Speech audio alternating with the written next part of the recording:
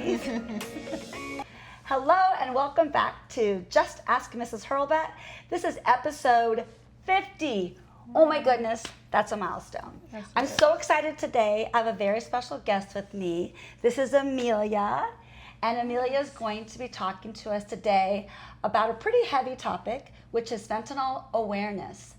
Amelia has been touched personally by this, and because of that, so has our whole community. So, a recent graduate, I decided to invite Amelia to speak to us today. A couple months ago, she spoke at our school, to the entire school. I was so impressed and so in awe of Amelia that I invited her, and she very graciously accepted. So welcome, Amelia. Thank you. I'm so excited. So happy to have you here. Why don't you first tell us a little bit about you, who you are, why you're here, and then we'll go from there. Yeah, so my name is Amelia. I recently graduated high school. I'm headed to college in the fall. I became passionate about the subject based on a personal experience. End of my sophomore year, my twin brother passed away from a fentanyl overdose, and it really did affect the school community and everyone I know, whether people were directly affected or indirectly affected. And my brother's death was not the first time I had heard of a fentanyl death. When I was in middle school, I went to a different middle school that was connected to the high school that I attended. There was a girl in the grade above me who had passed away from a fentanyl overdose. Wow. So I had heard about the issue, obviously thought it was a tragedy. I didn't know the girl directly, but I did see the effect it had on a community I was involved in and how devastating it was. And at the time I was in 8th grade, so I wasn't completely aware, but I also really didn't know anything about fentanyl. Like, I had heard the name, I knew it was a drug. But then for it to happen a second time. And then I remember before my brother died, there was a kid at a nearby high school, who passed away, who was like a very good student, like baseball player, like had offers to go play in college at different places. Like, so it's not really just like one type of kid that this affects.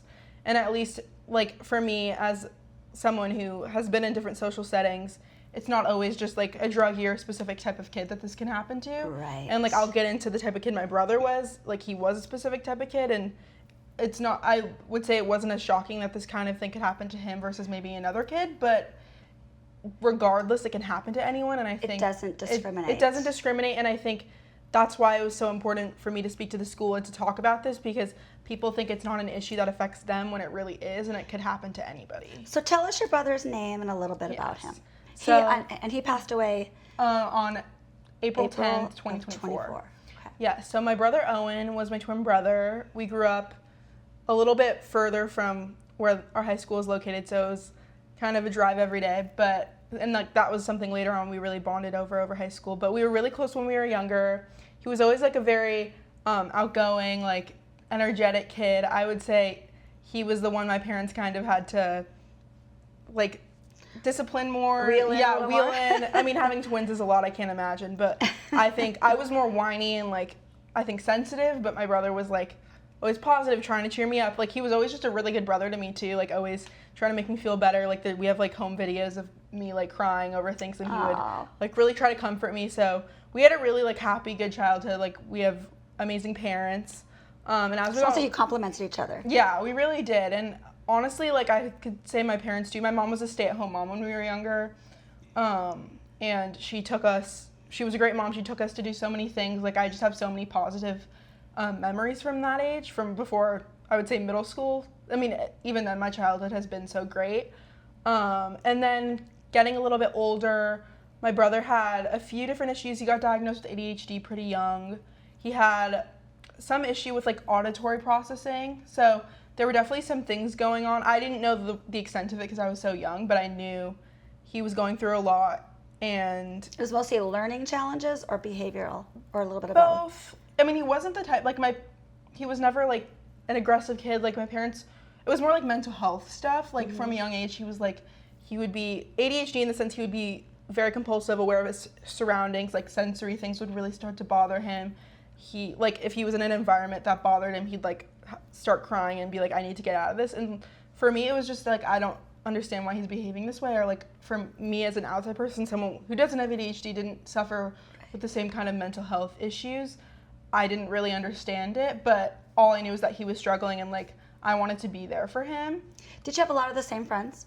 When we were younger, yeah, and we always had like shared birthday parties, so it definitely was like grouped together. In an elementary school, it was smaller than middle or high school, so I wouldn't say like our best friends were intertwined, but we definitely had friends together. Like I did musical theater growing up, and by the time I was in 5th grade, I was Dorothy in the Wizard of Oz and he was the lion, so like we were always pretty close. And then going into middle school, into COVID, I think COVID really was detrimental in things that happened. I mean, not that he wouldn't have struggled with things regardless. I mean, I did too. I think most kids went through something during COVID. It was really hard all on age everyone. groups. All No, age no one groups. was spared. Exactly. So I think that on him definitely like triggered his depression. I mean, we have mental health history on both sides of my family, like addiction. Do you know that? Did you know that growing up? Yeah. Okay. Actually, yeah. My mom's brother has an extensive history of substance use. Just a lot. There's a lot on both ends. Both my dad's parents died from lung cancer, smoking, just a lot of addiction, but also mental health in general. And so we always knew that growing up, we were always talked to about drugs. Like it was never like a shy topic. My parents were always like, say no to drugs. Like, be aware of this, be aware of that. And I would say me and my brother are both receptive to it, maybe me more. I've always been like a very anxious person, and like I worry a lot and I catastrophize. So I think I take things to heart maybe a little bit more. And I think you want to do everything Owen, right. Yeah, no mistakes. Exactly. And Owen had a kind of a mindset where I don't think anything really truly scared him. Like he was kind of an adrenaline junkie, and like nothing really scared him, which scared my parents, obviously. Right. But yeah, so going into COVID, he started, I think, getting a little bit depressed.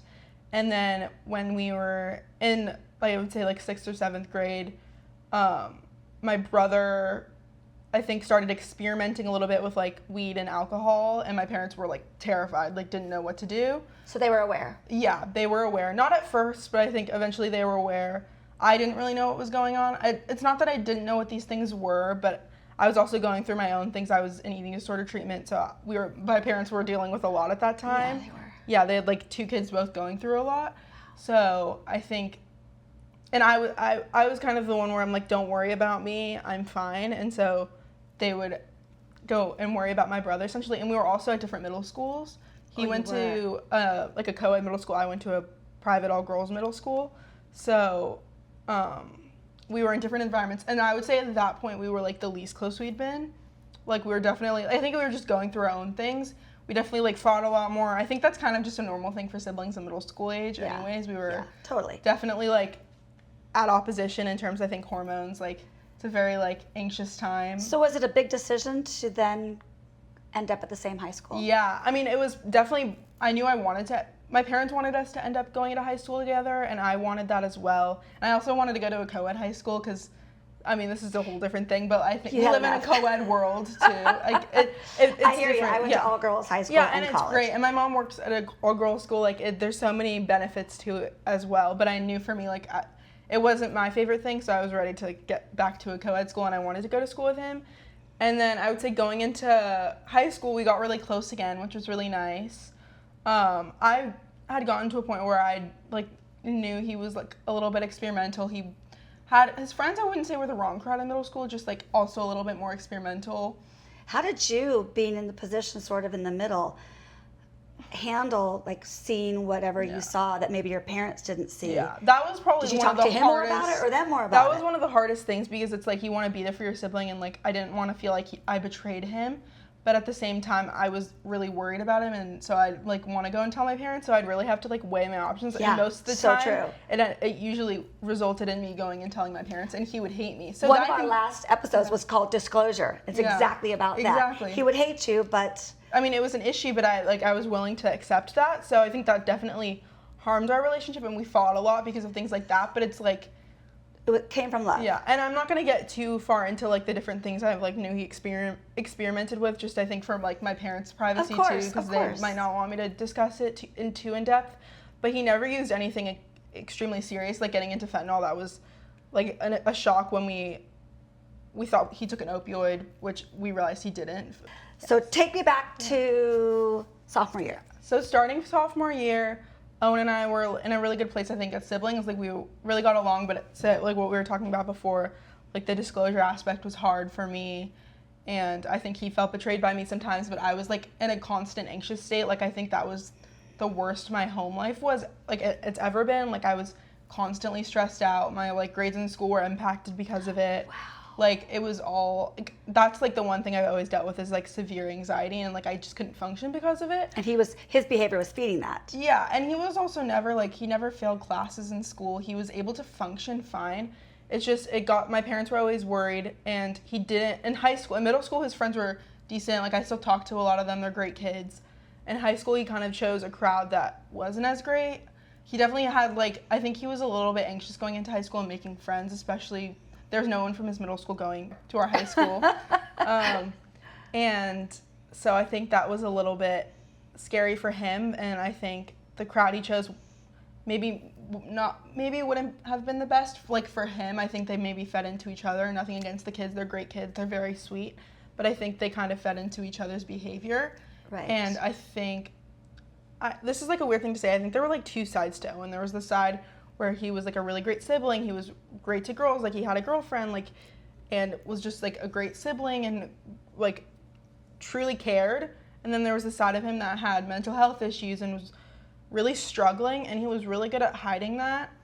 But at the same time, when he really wasn't good at hiding it. And so he would be a great son to my parents, and, like, they were, like, we'd have some really good times, and he was a really good kid in so many aspects. But then, not that it would flip, it would just, like, there was always just, like, worry there, because he would, and it got to a point, I'm sure this is a lot of teenagers too, he would spend so much time in his room, and that really, like, peaked sophomore year. And we knew he was on a lot of different medication for different mental health issues. He had gone through some really traumatic things, and he wasn't actually at school the beginning of our sophomore year. Like, he left October, didn't come back until, I think, February, because he was undergoing, like, different therapy, extensive therapy. Okay. Mostly to, like, figure out why he was, like, doing what he was with substances. It was nothing crazy. It was mostly abusing his own medication, using, like, marijuana, and just, like, but it was scary. It's, like, also knowing, like, family history, knowing it could get worse and, like, right. scarier. Was he as aware of that as the rest of you were? Yes, but I think my parents always talked about it. I think he, like, closed it out in his mind and tried not to think about it, so it didn't affect him. Or that's not a big deal. Yeah, it's not going to impact me. Like, he would break down to me and say, like, I don't know why I'm doing this. I don't want this to happen. But then at the same time, like, it's an addiction. It's like compulsion. He's being pulled towards it. So, like, I couldn't control him. So he was put in therapy. And when he got home, when he was done with all of it and started going back to school, he was in a really good place. He was still friends with the same people, but, like, it definitely, like, looked like he had more control over his actions, and I would say that he did. But then again, like, he only knows all the extent of what he was taking, what he was doing. But I do know, substance-wise, it was really him abusing his own, like, ADHD meds, and, like, sometimes ADHD meds are serious, different medication you can be put on for mental health. Like, if you abuse them or do whatever you're going to do with them, it can really be serious in what it can do to you. And I'm sorry to interrupt, but what you're describing is more common than we all think. And my hope is that there's people right now whose ears are perking up going, well, that sounds like me or somebody I know and love. Yeah, because I want to say, like, yes, my brother struggled a lot with mental health. People may have seen him as, like, a more experimental kid, but, like, some of the things he was doing weren't so far-fetched or, like, diabolical, and I know all of his friends were doing the same things. And I know of so many kids who were doing similar things. And if he was in my classroom, for example, would there be anything about him that stood out? No. That was alarming in any way, or any of his friends? No.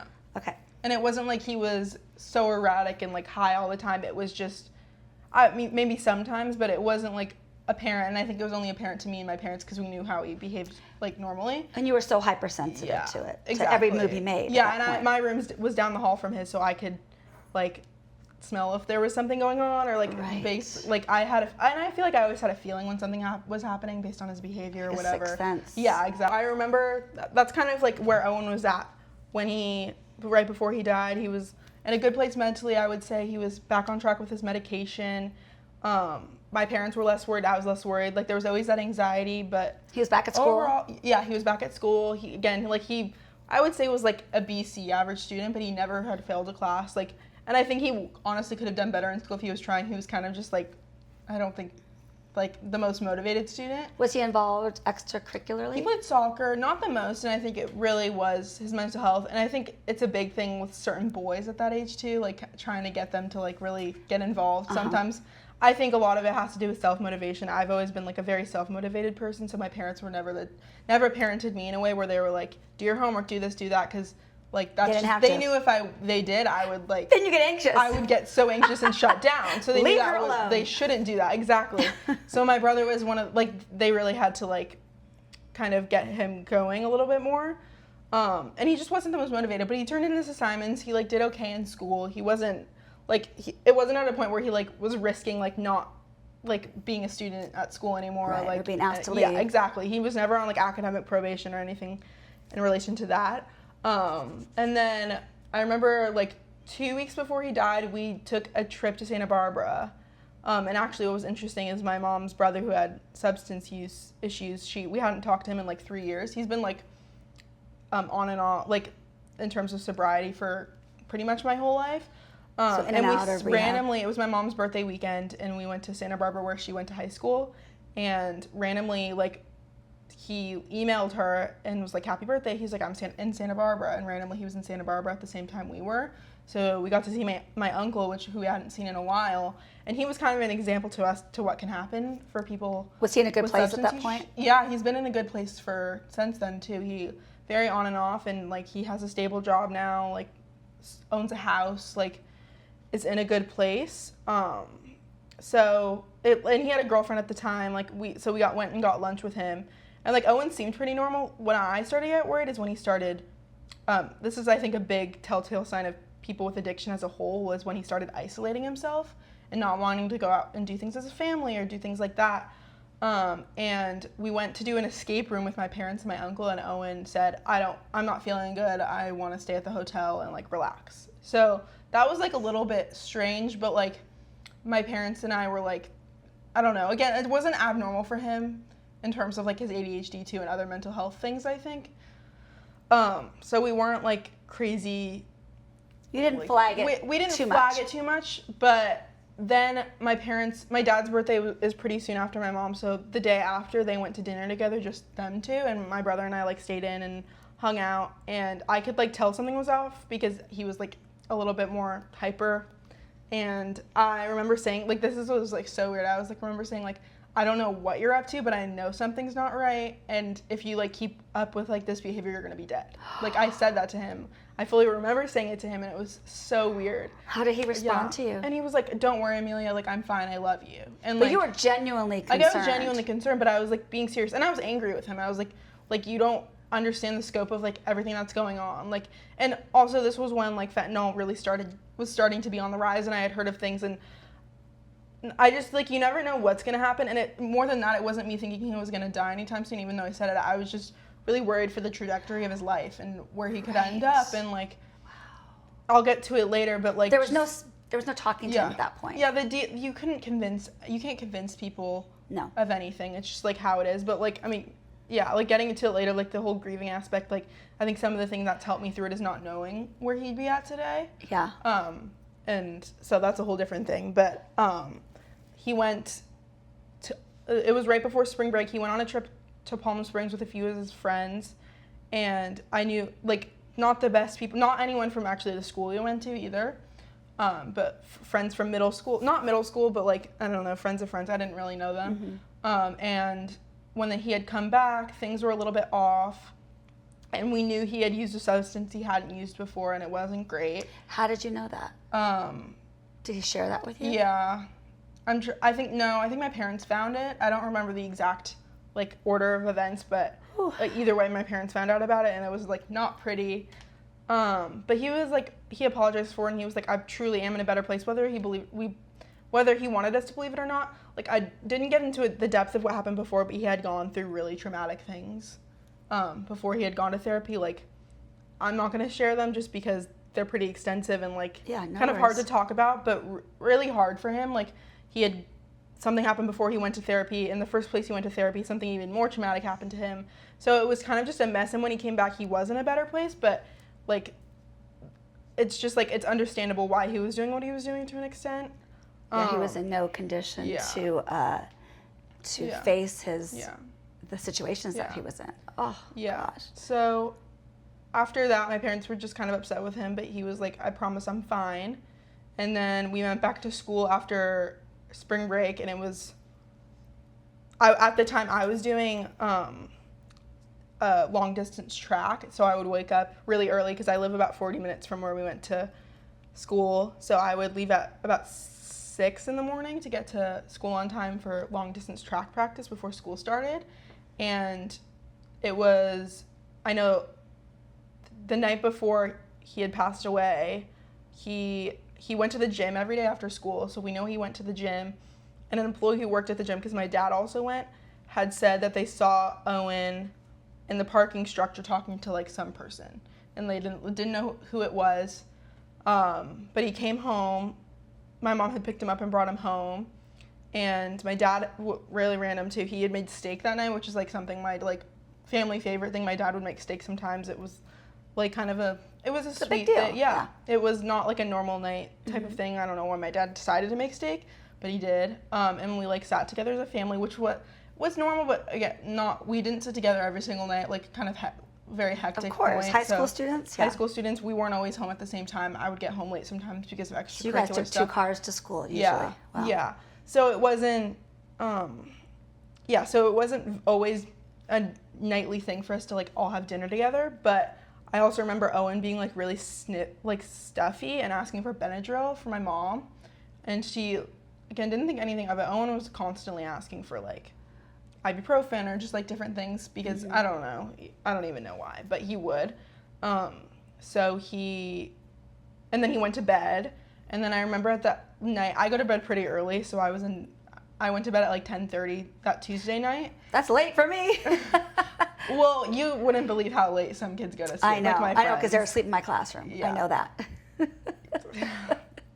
Yeah. Yeah, that might have been you a couple times. Maybe. It happens all the time. Yeah. Not just you. No, and I would get sleep. I don't know, like, it's certain points of school are exhausting, but it definitely was me a few times. That's okay. But I remember waking up to use the bathroom maybe an hour later because you could hear everything. Happens. Yeah, and I could hear him on the phone talking to his friends, and I knew who the friends were. Like, it wasn't an abnormal thing either for him to be on the phone, so I didn't really think anything of it. I went back to bed, and then the next morning I woke up at like 5:30 as normal to wake up to get ready for track, and one of my really good friends' dad would always drive us in the morning because this was before I got my license. It was the end of sophomore year. I couldn't drive yet, and so he was gonna pick me up, and I think he was like 2 minutes away. Like, my friend was like, we're right there. She lives 4 minutes away from me, so was on the way to pick me up. And then my mom would wake up to give my brother his medication every morning.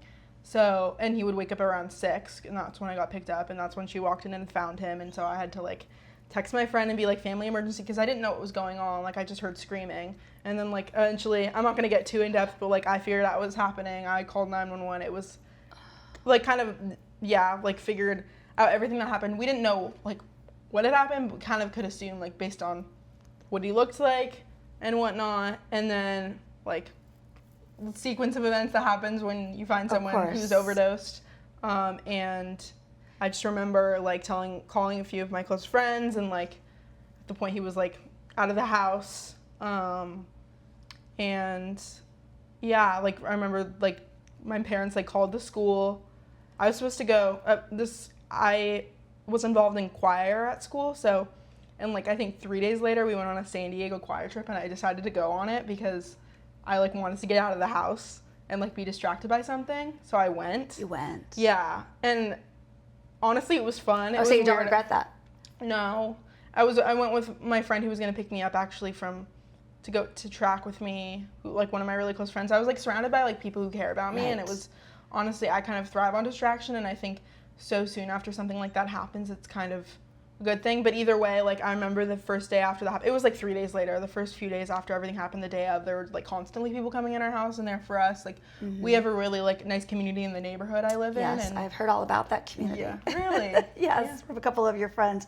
And there was somebody who passed away a couple years before that, exactly. in that same neighborhood. Who went to the same high school Yes, as us. And it was your classmates that connected the dots for me because I also taught him. Yes, I said, yeah. oh my gosh, they're all part of the same his parents community. have gotten to know my parents, and it's true, like, really great community where I went to elementary school, like, really amazing people who are, even when I went to San Diego for the weekend, like, that were there for my parents, and we had like a food, they call it like a food train, where like people would sign up to like make us meals or give us gift cards, and I think that went on for like 3 months after he passed away, which was amazing. And people were just like so kind and helpful, and it really did affect everyone.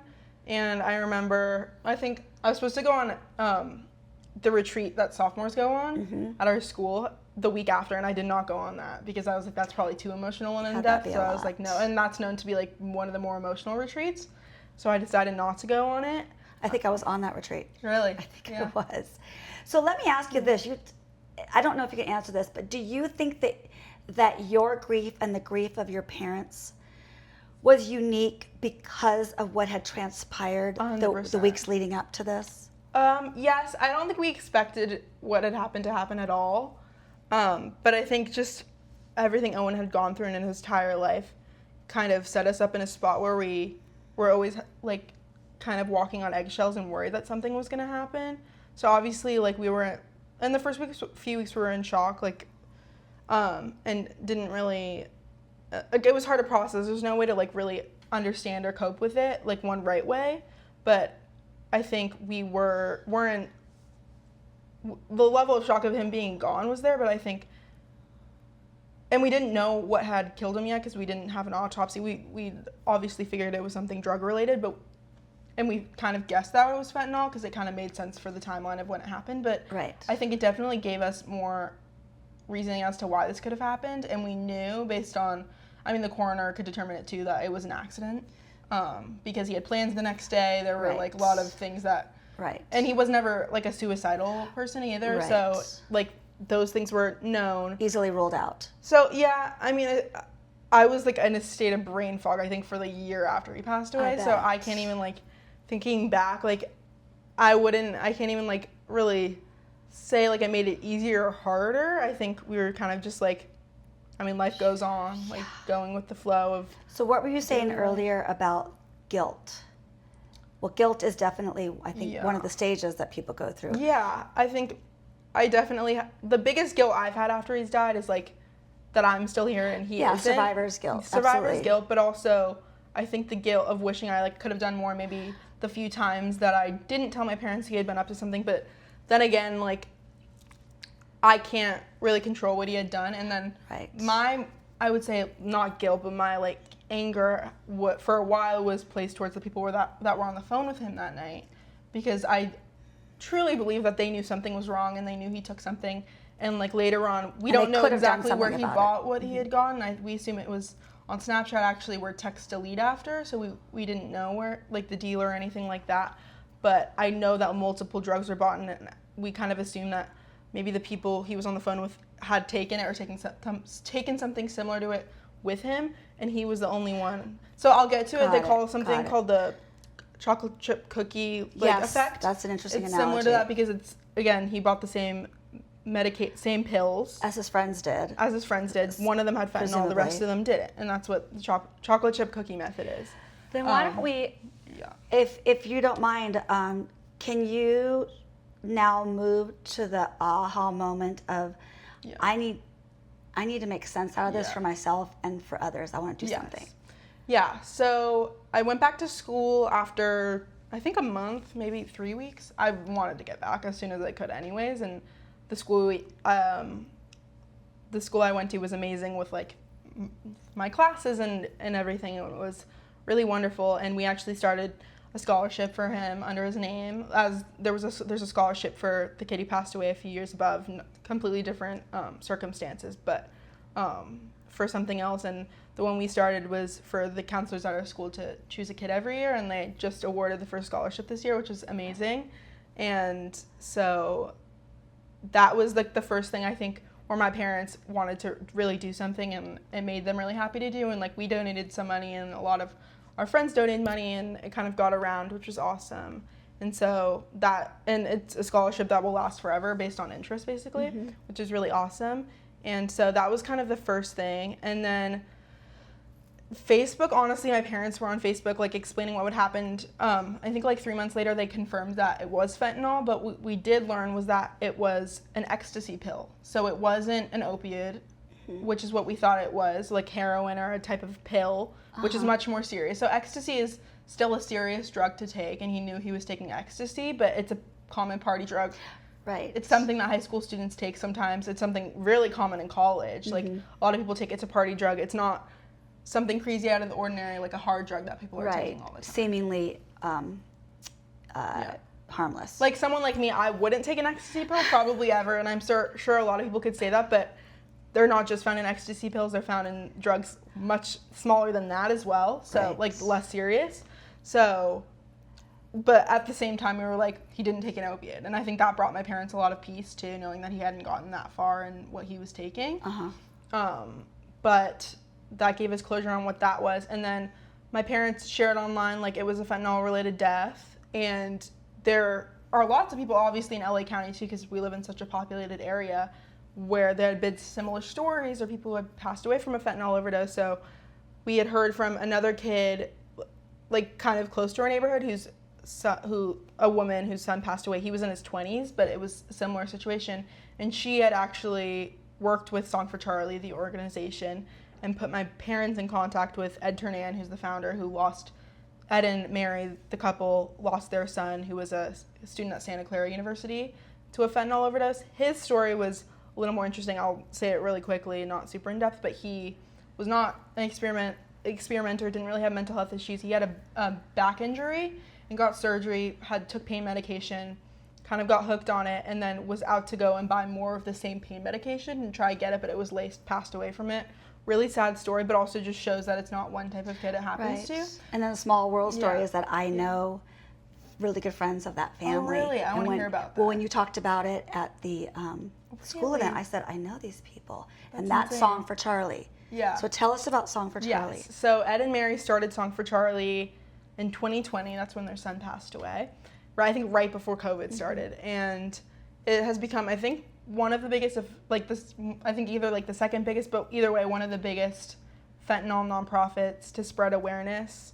They have they talk to a lot of different high schools, and that's actually what my mom first started doing.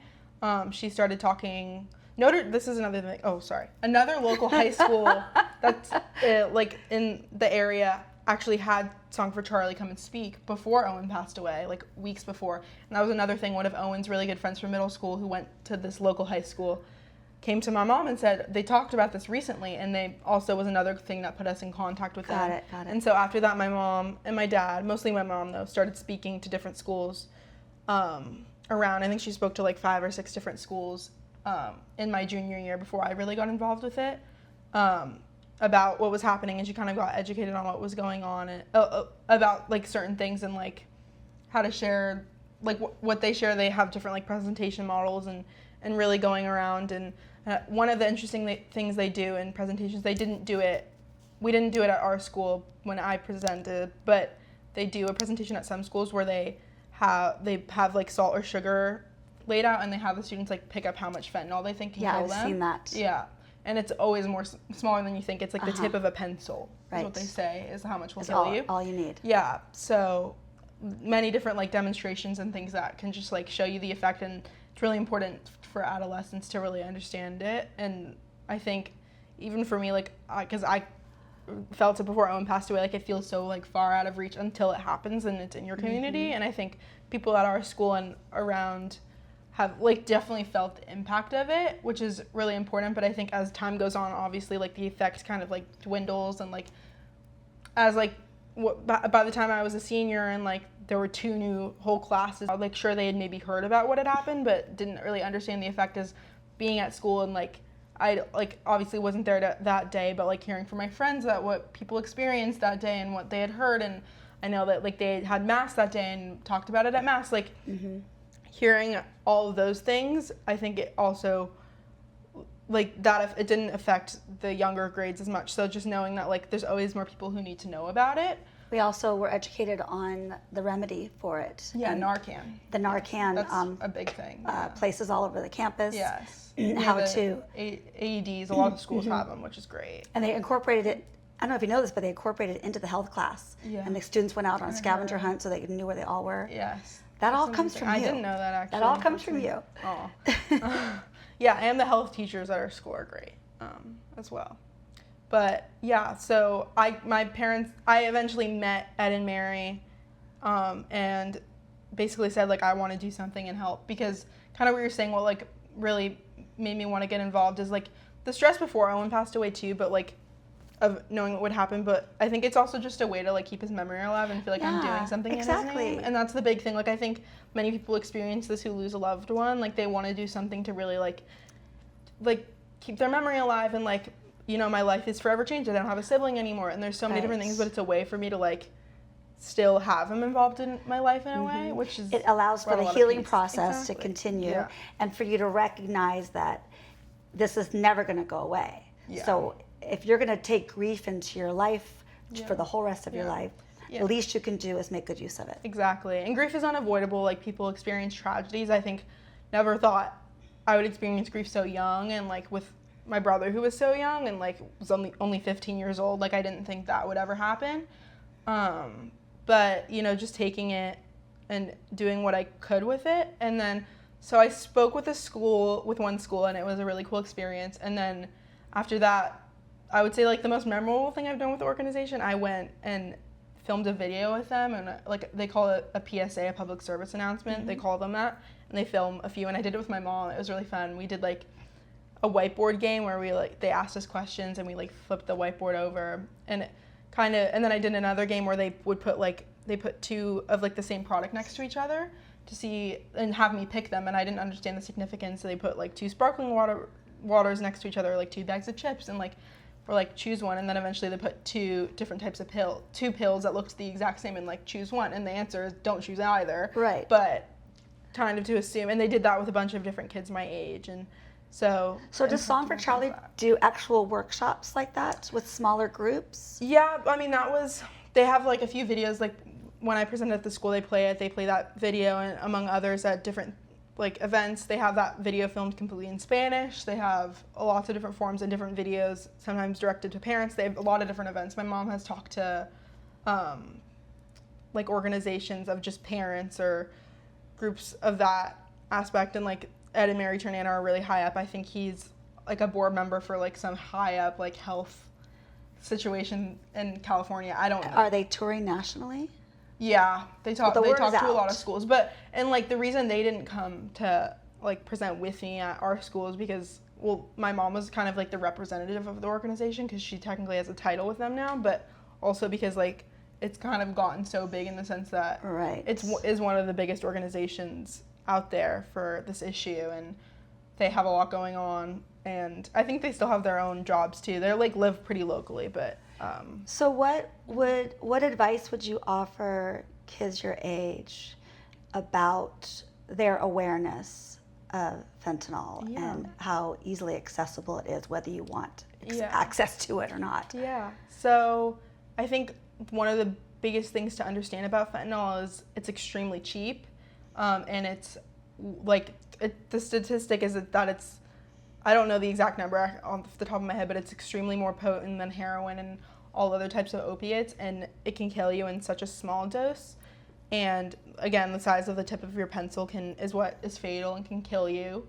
And most people who are taking fentanyl are not taking it because no, they don't know they're taking it. Yeah, so it's kind of something that has been triggering for me after he passed away is people make jokes about fentanyl, and it's because it's one of the common drugs that there's a big homeless problem in Los Angeles, and when you see homeless people on streets, there's something called a fentanyl fold, which is when you like fold your body over, and it's a common sign that you're high on fentanyl. And the people who are taking fentanyl and get high off of this are people who have taken many other drugs and are now have a tolerance to take fentanyl, and it's super cheap, so homeless people can get it really easily. And it's also really scary. Like, I obviously don't know what it feels like, but the way that people say they feel off of it, at a point where you're like probably not coming back. Even if you get sober, it's a really like it's not permanent great. And damage. people still die from it even when they grow the tolerance if they take enough of it. Right, So it's right. not, you still have to take a very small amount. But the point is it's cheap, it's really potent, and people make jokes about it because it's people, it's Because they're sad. insensitive. Yeah, well, yeah. And it's just like, it is what it is. People make jokes about everything. But yeah, so that's what that is, and it's very accessible. Another big thing is that this is like a different issue. I'm not going to get too much into this, but it was a big problem with like it would come in from Mexico specifically, and that was where a lot of it was being sourced from. And then it's also really profitable for people in the drug industry, no matter where it's from. And so it would be really easily, all they want to do, drug dealers and the people making them, is make money. Right. So it's just buy something it cheap, sell it more expensive. It's just something they can put in drugs to fill them up quicker and just make money. They don't care who dies, what happens. Right. And so that was a big thing. It would really easily distribute it. And that gets into the hands of high school sophomores. Exactly. And it doesn't just end up in pills. It can end up in a variety of different things. So yeah, and it ends up in the hands of sophomores. And I, again, don't know exactly how Owen got the drug he took, but I know that it was ecstasy, and I know that other people took the same drug. And again, with the whole like chocolate chip cookie analogy, it's like if you take a chocolate chip cookie and like one of the chips is fentanyl essentially, you can't assume that another chip doesn't have fentanyl in it. Like you just have to throw the whole thing away, right, even if it doesn't. And that's like with a batch of pills, like one pill could be laced with fentanyl, but even if the other doesn't, like it could be that small amount. And if you eat the entire cookie, you're getting not the fentanyl. good. Yeah, right. Yeah, you're gonna overdose. So that's a big deal about it too. And another thing that I think is probably one of the most important, I think for Owen's situation too, was how he was on the phone with other people, and I wasn't on the phone with them, so I can't speak for them and say like whether it was actually concerning for them or not, that they could have called me or called my parents to really say they were worried about something and we could have gotten Narcan to him faster. But there's something called the Good Samaritan Law, which is I think one of the most important things for adolescents to know. I would say because a lot of them don't know about it. Yeah, I would say like the three big most important things for everybody to know, and I think the easiest to just know is like how the small amount of fentanyl that can kill you and how easily accessible it could be, the Good Samaritan Law, and then Narcan. For the Good Samaritan Law, it's basically the idea that if you're with someone who's overdosing, even if you took the same pill as them or whatever drug, that if you call 911 or seek medical attention, you won't get in trouble for taking the pill. You won't receive any like basically punishment for consequences. It. No consequences. So I think that's a big thing, and I don't know. Again, I can't be in that situation, but I've heard of other experiences where people were with them. And I know, and Charlie's experience, the name behind Song for Charlie, that his friend was the one who found him when he was in college, because he was in college at the time. And I don't know, like if someone could have gotten to him quicker too, people being scared of getting in trouble, which is fair. You can't judge people's experiences, and when they're in this situation, they don't want to be like held liable for something, but the point is that they're not going to be held liable, and they should know that, and so that they should help people as fast as they can, because it can kill you really quickly. And I think that the doctor said Owen was overdosing the night before when he was like asking for Benadryl. It happened really slowly for him, but for some people it can happen really quick. So there's not like a timeline of how fast it can happen, but we know that he died in his sleep, which, assuming so, maybe before he fell asleep, but likely in his sleep, and so it was peaceful for him when he passed away, but it can happen really quickly. So what are your thoughts on Narcan? Do you think that people should have it on their person? Yeah, so I have like 2 bottles of Narcan in my house. I have one in my car. I know my boyfriend has one in his car. Like, I think, well, one big thing is you can get it for free at a lot of places. A lot of places distribute it freely, which is really awesome. I know some hospitals do, but even if you don't want to get it free, it's very cheap to order online. And the biggest thing about it is that if you're not overdosing, nothing's going to happen to you if you administer it. And it's only going to help. I know it's never going to hurt. Exactly. So if people have administered on someone who's passed out, assuming that they overdosed and they didn't, they'll be fine. Like nothing's going to happen to them. And so it's important to just have it in big public spaces. And I know that there is, I think a big thing that the Turnans are doing, and there are people like actively trying to create legislation to have Narcan more easily accessible too. And I would say it's gotten to a point where a lot of people know about it, But also, people talk a lot about like Narcan training, and honestly, you don't even really need to be trained on it. It's so easy. You like pull something down, and you pull it down, and you push it in to their treat it nose. like a nasal spray. It's a nasal spray, essentially. That's exactly what it is. And if basically what happens is you hear them gasp if it's working, and they regain consciousness. And I didn't have Narcan in my house when Owen passed away. Stupid decision, we should have. And I don't know if Narcan. But you weren't nearly as knowledgeable as you are now. And also, I would say that was probably one of the peak of fentanyl deaths. But again, like, you don't assume it's going to happen to you, so that's why it's important to spread awareness. And even if we did have Narcan in our house, we probably wouldn't have gotten it to Owen on time, because we didn't know what was happening. And he didn't know what was happening. He thought he was high on ecstasy. So right. Yeah, like, we couldn't have assumed that either. But just like, that's why it's important to have it in your house. Like, even if your kid is not someone you would think would do anything like this, it could be their friend that's in a situation at your house, and you want to help them. Like, it's just a smart thing to have. Or like, you're in public and you see someone, like, it's just, you could be the difference between life and death. Exactly. Wow. Yeah. Well, my heart is full, my head is spinning. I do want to talk about a real quick full circle moment before we end, and that is that I sat in front of your parents at graduation. Really? And so I was looking up at you, looking at them when you got your diploma, and they handed you a second diploma. Yeah. And you held them up to your parents, and the tears just came. What a beautiful moment that was, and you weren't expecting that. No. Yeah, I wasn't. Yeah. And my parents are amazing. Yeah. Yeah, your parents are pretty amazing. Yeah. They have turned a tragedy into something that's positive. My mom for other was in people. school at USC to become a school counselor when Owen died. Like, she was throughout the program, and I think it was something that definitely kept her going. And she graduated. I remember going to her graduation, and one of my friends who's close to my mom too came with me, and and a lot of her friends came to support her. And I think it's, again, something for her that's really like kept her going, helping kids like through similar things that my brother went through at middle school age. It's really made a difference. It's given her a second chance to. And so is the organization for all of us. And we got to like meet the kid who received the scholarship at the school I attended, and which was really amazing. Wonderful. And knowing that that's going to continue is like, and it's something that my mom connects to too, because the counselors get to choose it,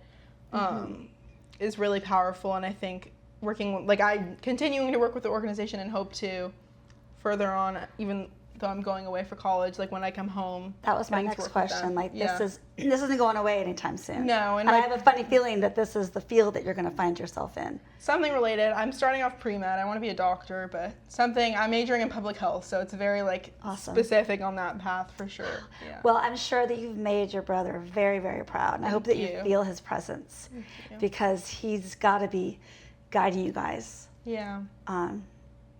All, the whole way. So, Amelia, I cannot thank you enough. Thank you. I'm going to include the link to A Song for Charlie for anybody who's interested in getting more information. To get more in depth. Please send questions to me if you want any more information about Amelia, but I can't thank you enough. I'm so impressed by how you can deliver this information and not just be on your face bawling your head and practice. It's really impressive. Oh, thank you. And I'm so honored that I know you. I'm sorry too. I never got to know Owen. In fact, I met you right after he passed away. Do you remember the day we met? I'll never forget. And then I put two and two together. I said, oh my gosh, you're Amelia. I don't know your brother, but I know your story. Yeah. And I know this is not exactly related to the topic, but like, I know like for your podcast and everything, like you're like the things you teach in your classes, I think it really hits home to students. And I know a lot of people have said this, but like, you've really made an impact on so many people, and I felt it, of course. Okay, now I'm really gonna cry.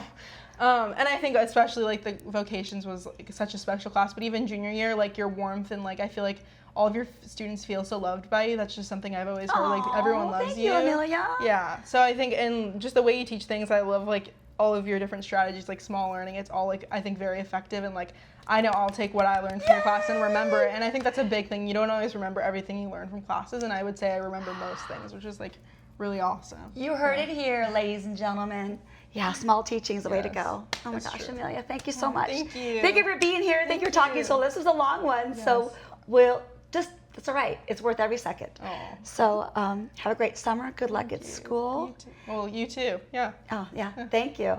We'll see you soon. Yes.